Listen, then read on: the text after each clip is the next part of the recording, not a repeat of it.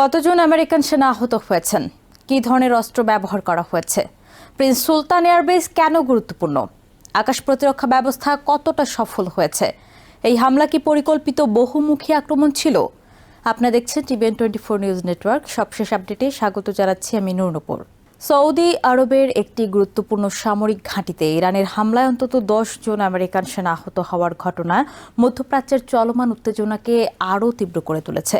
বিবিসির আমেরিকান অংশীদার সিবিএস নিউজের প্রতিবেদনে বলা হয়েছে, প্রিন্স সুলতান এয়ারবেস লক্ষ্য করে চালানো এই হামলায় ক্ষেপণাস্ত্র ও ড্রোন, দুই ধরনের অস্ত্রই ব্যবহার করা হয়, যা হামলার জটিলতা ও পরিকল্পনার গভীরতা নির্দেশ করে। আহতদের মধ্যে 2 জনের অবস্থা খুবই গুরুতর এবং 8 জন গুরুতর বলে জানানো হয়েছে।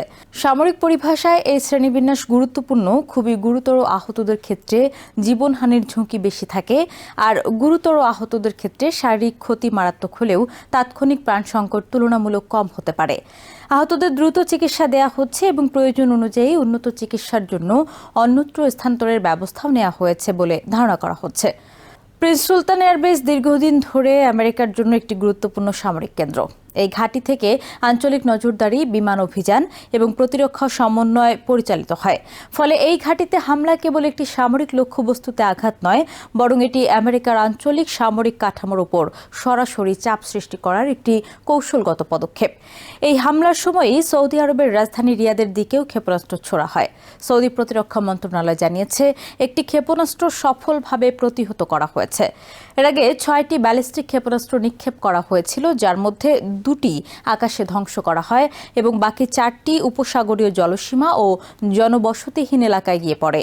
এই তথ্য থেকে বোঝা যায়, হামলাটি ছিল বহুস্তরীয় এবং একাধিক লক্ষ্যকে সামনে রেখে পরিচালিত। বিশ্লেষকদের মতে, ইরানের এই ধরনের হামলার পেছনে কয়েকটি উদ্দেশ্য থাকতে পারে। প্রথমত, এটি একটি শক্তির প্রদর্শন, যেখানে ইরান দেখাতে চাইছে যে তারা শুধু নিজেদের ভূখণ্ডেই সীমাবদ্ধ নয়, বরং আঞ্চলিক গুরুত্বপূর্ণ স্থাপনাগুলোতেও আঘাত হানতে সক্ষম।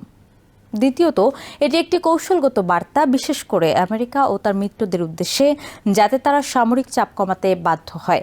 এই ঘটনার মাধ্যমে মধ্যপ্রাচ্যের সংঘাত আরও বিস্তৃত হওয়ার আশঙ্কাও তৈরি হয়েছে।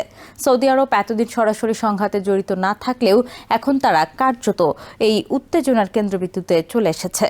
এর ফলে উপসাগরীয় অঞ্চলের নিরাপত্তা পরিস্থিতি আরও জটিল হয়ে উঠছে। একই সঙ্গে এই হামলা আকাশ প্রতিরক্ষা ব্যবস্থার কার্যকারিতা নিয়েও নতুন প্রশ্ন তুলেছে। যদিও কিছু ক্ষেপণাস্ত্র প্রতিহত করা গেছে, তবুও সবগুলো আটকানো সম্ভব হয়নি, যা ভবিষ্যতে আরও বড় হামলার ক্ষেত্রে ঝুঁকি তৈরি করতে পারে। অর্থনৈতিক দিক থেকেও এর প্রভাব গুরুত্বপূর্ণ। সৌদি আরব বিশ্ব জ্বালানি বাজারের একটি প্রধান অংশীদার। এই ধরনের হামলা তেল উৎপাদন ও সরবরাহে বিঘ্ন ঘটাতে পারে, যা আন্তর্জাতিক বাজারে তেলের দাম বাড়িয়ে দিতে পারে এবং বৈশ্বিক অর্থনীতিতে অস্থিরতা সৃষ্টি করতে পারে। এছাড়া এই ঘটনার ফলে আমেরিকার সামরিক কৌশলেও পরিবর্তন আসতে পারে। গুরুত্বপূর্ণ ঘাঁটিগুলোর নিরাপত্তা জোরদার, অতিরিক্ত প্রতিরক্ষা ব্যবস্থা মোতায়েন এবং আঞ্চলিক মিত্রদের সঙ্গে সমন্বয় বাড়ানোর মতো পদক্ষেপ নেওয়া হতে পারে। সব মিলিয়ে প্রিন্স সুলতান এয়ারবেসে এই হামলা শুধু একটি বিচ্ছিন্ন ঘটনা নয়, বরং এটি মধ্যপ্রাচ্যের চলমান সংঘাতের একটি গুরুত্বপূর্ণ মোড় নির্দেশ করছে। এতে স্পষ্ট হচ্ছে, যুদ্ধ এখন আরও বিস্তৃত হচ্ছে এবং এর প্রভাব সামরিক ক্ষেত্র ছাড়িয়ে আঞ্চলিক ও বৈশ্বিক পর্যায়েও ছড়িয়ে পড়তে পারে। নিউ ইয়র্ক থেকে সম্প্রচারিত টিভিএন 24 টেলিভিশন, বিশ্বজুড়ে বাঙালির কণ্ঠস্বর।